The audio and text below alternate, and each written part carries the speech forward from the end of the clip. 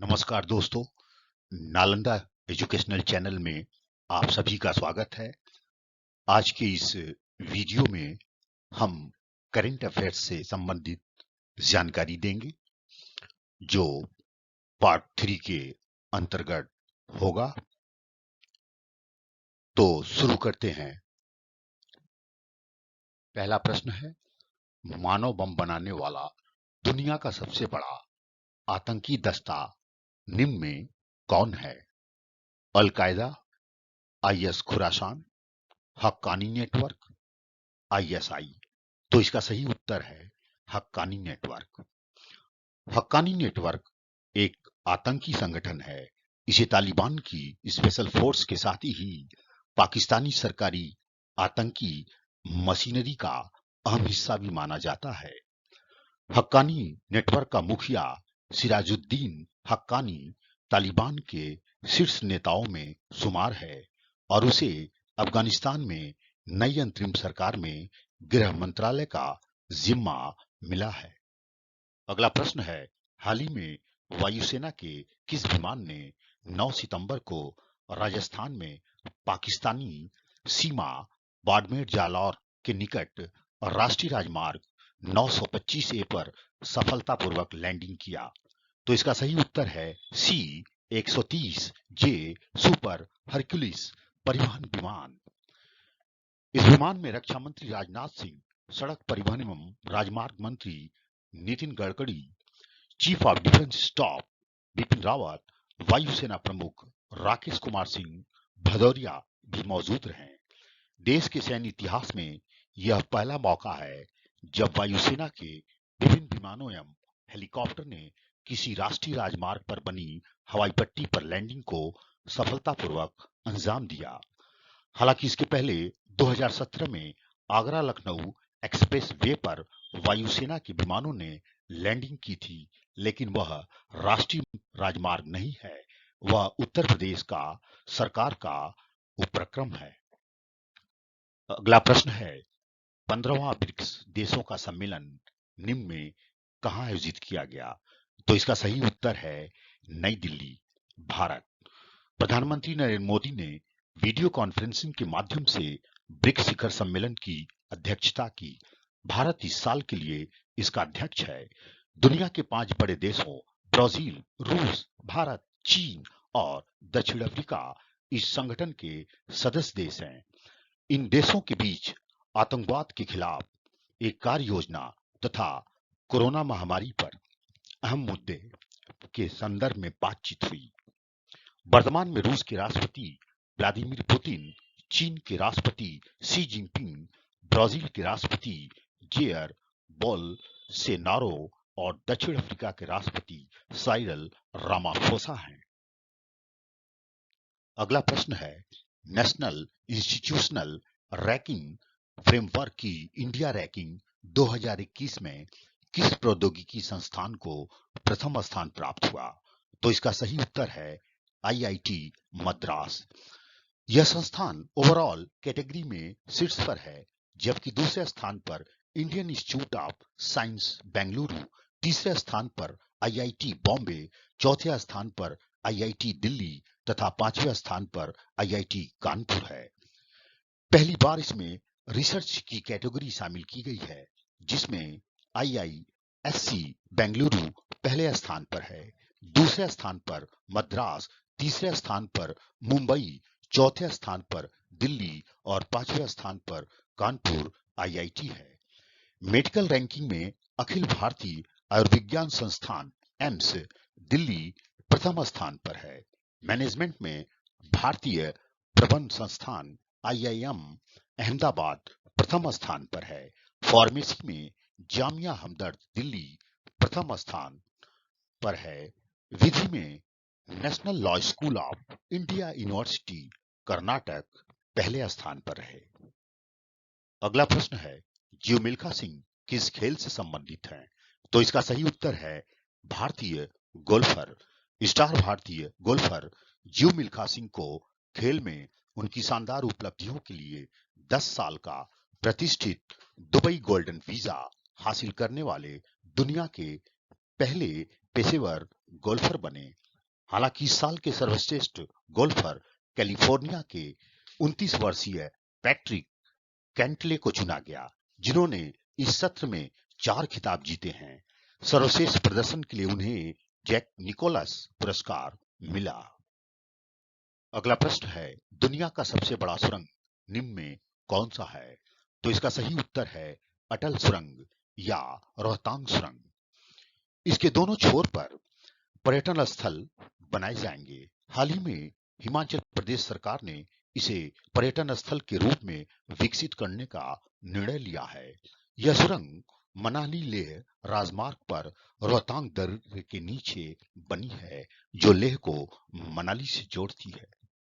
अगला प्रश्न है, हाल ही में यूएस ओपन टेनिस चैंपियनशिप के महिला सिंगल का खिताब किसने जीता? तो इसका सही उत्तर है एम्मा राडुकानु, 18 वर्ष। राडुकानु ने कनाडा की लैला फर्नांडीज को सीधे सेटों में 6-4, 6-3 से हराया। 44 साल बाद महिला सिंगल्स ग्रैंड स्लैम का खिताब जीतने वाली वह पहली ब्रिटिश खिलाड़ी हैं।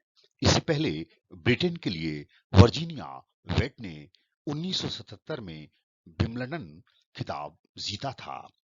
एम्मा के पिता रोमानिया के, मां चीन की हैं। एम्मा का जन्म कनाडा में हुआ था, परंतु वह इंग्लैंड के लिए टेनिस खेलती हैं। ध्यान रहे कि विंबलडन 2004 में मारिया शरापोवा ने 17 साल की उम्र में खिताब जीता था। वहीं दूसरी ओर रूस के डेनिल मेदवेदेव ने विश्व के नंबर 1 टेनिस खिलाड़ी नोवाक जोकोविक को सीधे सेटों में हराकर पहला ग्रैंड स्लैम खिताब जीता। वहीं नीदरलैंड की व्हीलचेयर टेनिस खिलाड़ी डाइडे डी ग्रूट एक ही कैलेंडर वर्ष के सभी 4 ग्रैंड स्लैम खिताब और टोक्यो पैरालंपिक में स्वर्ण पदक जीतने के बाद गोल्डन स्लैम पूरा करने वाली पहली व्हीलचेयर टेनिस खिलाड़ी बन गई हैं। उन्होंने जापान की यूई कामिजी को टोक्यो पैरालंपिक में हराकर स्वर्ण पदक जीता था।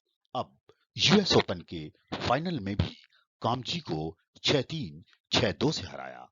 वहीं ऑस्ट्रेलिया की सामंता इसो टोसूर और चीन की झांग सुआई की जोड़ी ने अमेरिकी जोड़ी कोको गॉफ और कैंटी मैकनेली को हराकर यूएस ओपन महिला डबल्स वर्ग का खिताब जीता। अगला प्रश्न है, ऑपरेशन ब्लू फ्रीडम क्या है? तो इसका सही उत्तर है विश्व के सबसे ऊंचे युद्ध क्षेत्र सियाचिन ग्लेशियर पर दिव्यांगों द्वारा चढ़ाई करना।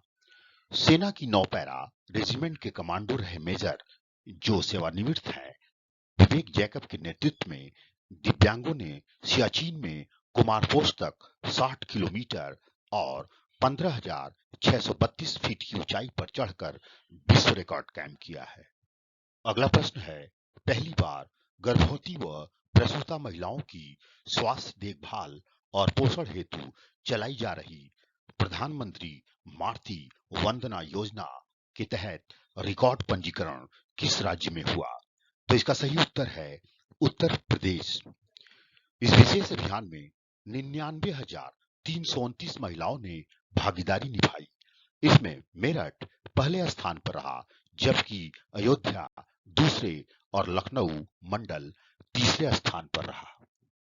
अगला प्रश्न है, हाल ही में भूपेंद्र पटेल को भारत के किस राज्य का मुख्यमंत्री बनाया गया है? तो इसका सही उत्तर है गुजरात। दादा के नाम से पुकारे जाने वाले भूपेंद्र पटेल पहली बार के विधायक को मुख्यमंत्री की कुर्सी पर बिठाया गया है।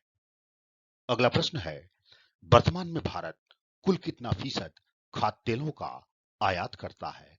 तो इसका सही उत्तर है 60%। भारत खाद्य तेलों का आयात करने वाला दुनिया का सबसे बड़ा देश है। कृषि प्रधान देश होने के बावजूद भारत को सालाना करीब 65 से 70 हजार करोड़ रुपए का खाद्य तेल आयात करना पड़ता है, जो कि इंडोनेशिया, मलेशिया, ब्राजील तथा अमेरिका से होता है। हालांकि भारत गेहूं, चावल और चीनी उत्पादन में आत्मनिर्भर है। अगला प्रश्न है, हाल ही में श्रीलंका के किस खिलाड़ी ने क्रिकेट के सभी प्रारूपों से संन्यास ले लिया? तो इसका सही उत्तर है लसित मलिंगा, यॉर्कर किंग। 38 वर्ष की आयु में मलिंगा 2014 में टी20 विश्व कप जीतने वाली श्रीलंका की टीम के कप्तान थे। मलिंगा 2 बार अंतर्राष्ट्रीय क्रिकेट में लगातार 4 गेंदों पर 4 विकेट लेने वाले दुनिया के एकमात्र गेंदबाज हैं। उन्होंने पहली बार 2007 में वनडे विश्व कप में दक्षिण अफ्रीका के खिलाफ और उसके बाद 2019 में न्यूजीलैंड के खिलाफ टी20 में ऐसा किया था।